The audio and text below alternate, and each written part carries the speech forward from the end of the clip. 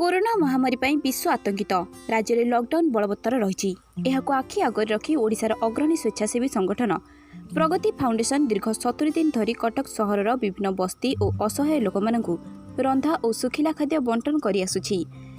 खाद्य बंटन कार्यक्रम 70 दिन में बंद कर जहाँकि जून मासर प्रत्येक शनिवार और रविवार राज्य सरकार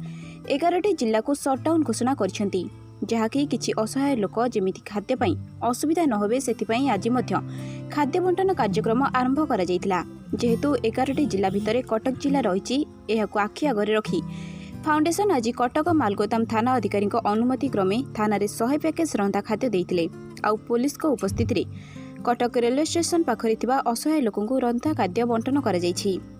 बंटन कार्य फाउंडेशन संपादक प्रदीप कुमार नायक, सौम्यरंजन धल, सूर्यकांत साहू प्रमुख मालगोदाम थानार पुलिस उपस्थित रही खाद्य बंटन करथिले।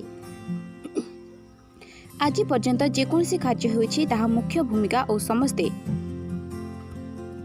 सेही फाउंडेशन मुख्य उपदेष्टा प्रभात रंजन विश्वालଙ୍କ ପାଇଁ संभव होई परिछि बोली संपादक श्री नायक कहिसेंती। दीर्घ दिन धरी 70 दिन धरी खाद्य बंटन करा जायतिला कटक शहर तथा आसपास अंचल जेहेतु ए जून मासरे सरकार तरफ सटडाउन घोषणा कर प्रत्येक शनिवार और रविवार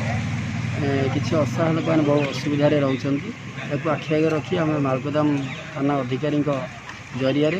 किसी पैकेज ये दि जाता ये आज मालगोदाम पुलिस मैंने रही खाद्य बंटन कर कटक रोहन अग्रवाल का रिपोर्ट IOA न्यूज।